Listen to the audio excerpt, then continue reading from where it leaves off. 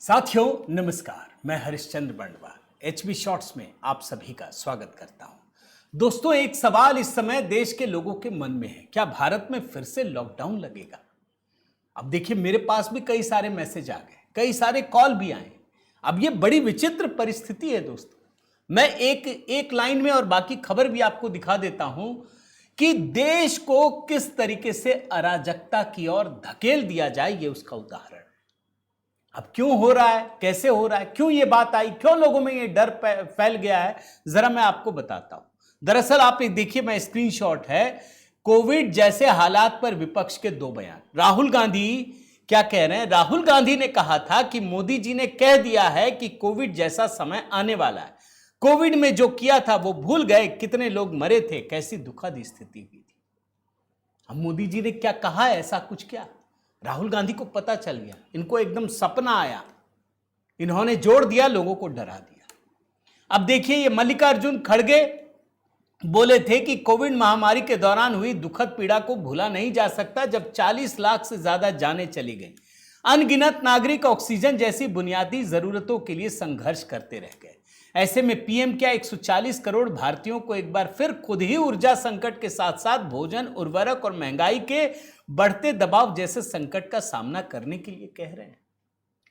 आप कल्पना नहीं कर सकते दोस्तों, कैसे आपदा में अवसर तलाशते हैं ये लोग अपने लिए।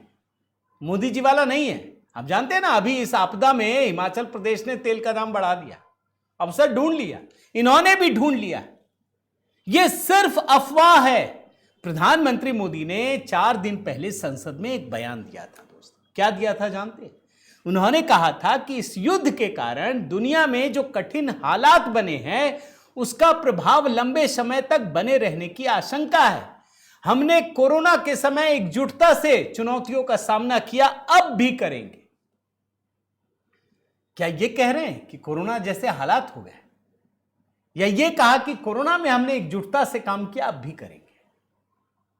लेकिन इन लोगों ने फैला दिया पूरे देश में। अभी जो आप देख रहे हैं ना भाई, भारी लंबी लंबी लाइनें कई जगहों मैंने देखी, लेकिन एक आदमी नहीं कह सकता कि मुझे तेल नहीं मिला, पेट्रोल नहीं मिला या गैस नहीं मिला। सबको मिला। अब जहां 10 लोग खड़े होंगे, वहां आप एक साथ 1000 को खड़ा कर दिया, लाइन तो लगेगी ना।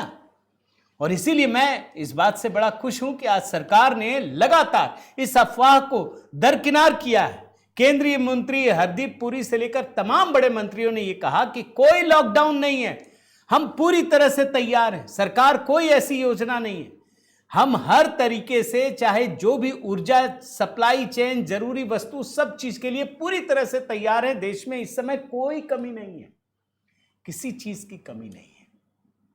और अच्छी बात क्या है दोस्तों, आप समझिए, कई लोग सवाल उठाते हैं कि सरकार बताती क्यों नहीं। रोज होती है प्रेस कॉन्फ्रेंस।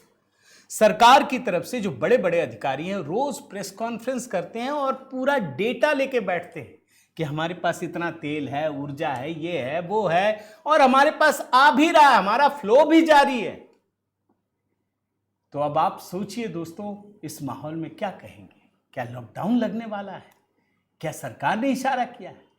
लेकिन गलतफहमी का, इस भ्रम का कोई इलाज नहीं है।